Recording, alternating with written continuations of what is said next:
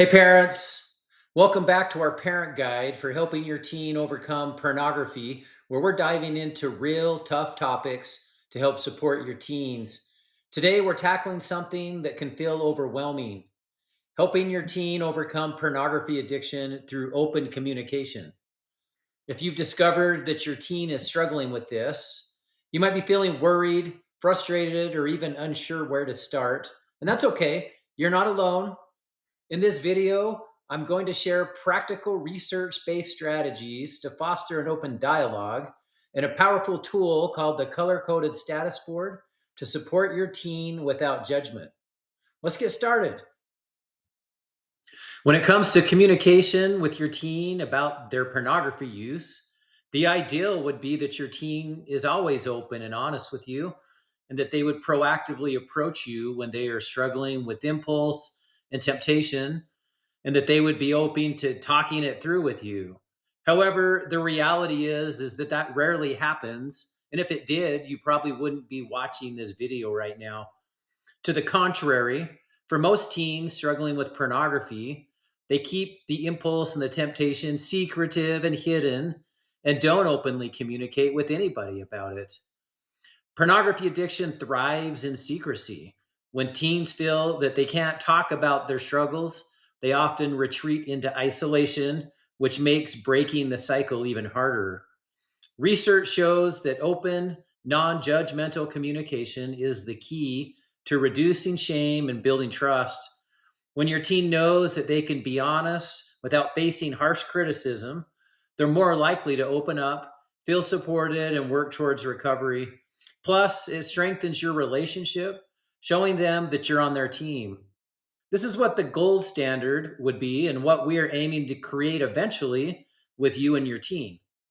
Open communication does three big things: it builds trust, reduces shame, and encourages accountability. When teens feel safe, they're more likely to share their challenges.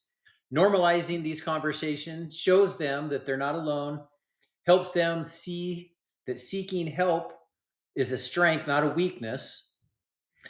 Let's talk about what not to do.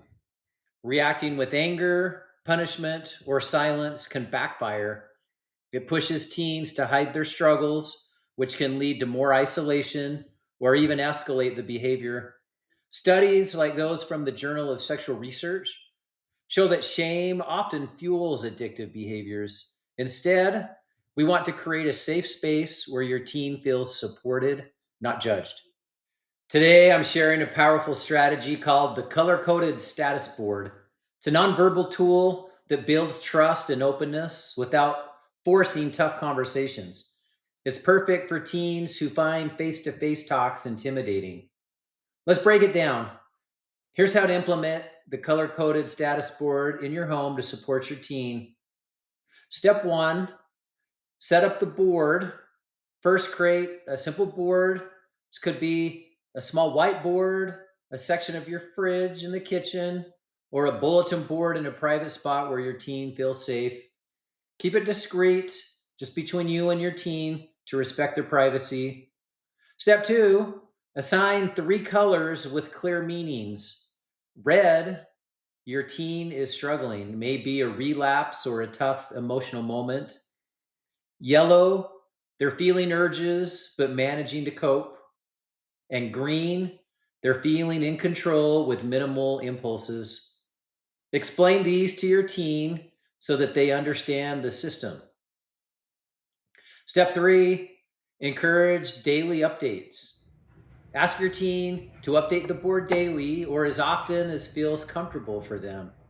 This lets them share their emotional state without needing to say a word. It's a low pressure way to be honest. Step four, create a safe space without words. Here's the key: don't jump in with questions, even if you see a yellow or red. This can be tough for parents. Your instinct might be to ask, "What's wrong?" or "Why red?" But in the beginning, your role is simply to notice the board and let your teen know that you see it. Maybe give a nod or a smile to show you're there, but hold back on verbal inquiries.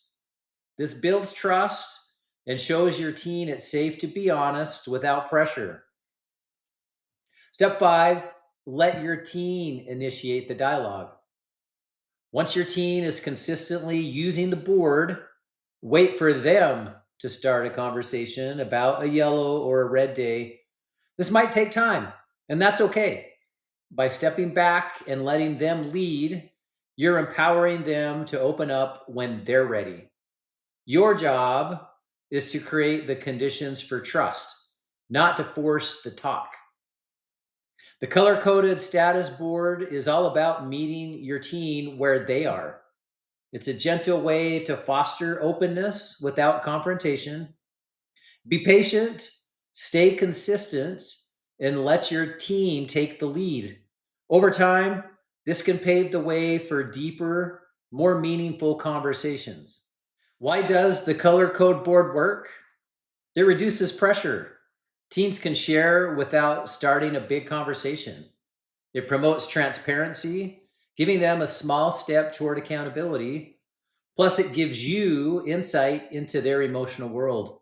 Research from family therapy studies, like those in the Journal of Family Psychology, show that non confrontational communication tools like this can improve trust and reduce conflict in parent teen relationships.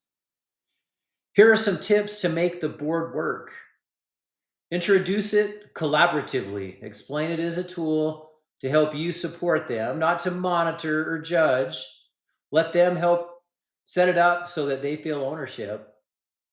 Set clear communications. Agree on how often they'll update it and how you'll respond, particularly when they post a yellow or red. As a parent, you will need to fight your proclivity to try to engage them in dialogue and instead allow them to initiate it. Be patient. If they're hesitant, give them time. Keep showing them that you're a safe person to talk to. Celebrate progress. If the board shows green or consistent yellow days, give it positive reinforcement. It goes a long way. The status board is an awesome intervention, but it's just one piece of the puzzle. Here are 4 more research backed strategies to keep the conversation flowing with your teen. 1, listen without judgment. When your teen opens up, just listen. Say things like, I'm here for you, instead of jumping to solutions for them. A 2020 study in the Journal of Adolescent Health found that non judgmental listening increases a teen's willingness to share. 2, ask open ended questions. Instead of, why did you do that? Try, what do you think triggered those feelings? This sparks reflection without defensiveness. 3, educate yourself. Learn about pornography addiction through our parent resource library on our website and use the Breaking Free Parent Guide workbook. Understanding the science of the addiction and how it affects the brain's reward system helps you to be more empathetic.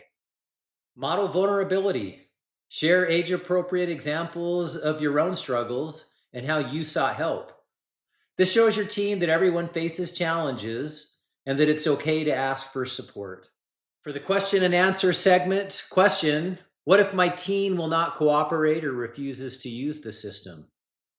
Well, be patient and consistent with implementing the system. They may be testing your resolve to see if you get discouraged and give up on it. Remember that the objective is to create open and honest communication, which is the first step in creating a foundation for a recovery. Without it, a recovery is not going to occur. After persistent effort on your part and a continued lack of cooperation on the part of your team, you may consider more intensive interventions, including outpatient treatment or star guides. Second question, what if my teen continues to post consistent red days? If you see red too often, don't panic. A red day isn't a sign of failure, it's a sign that they need ongoing support. Respond with empathy. Remember that recovery is a long term process and that relapses often occur. As much as we want a quick fix or immediate progress, the nature of addiction is that often it doesn't happen like that. If relapses keep happening and your team isn't cooperative or willing to communicate with you or willing to participate in interventions, then at that point, you may consider more intensive treatment options like outpatient therapy or the Star Guides program. Helping your teen overcome pornography addiction is a journey, and it starts with open communication. Tools like the color coded status board, combined with listening, empathy, and patience, can make a huge difference.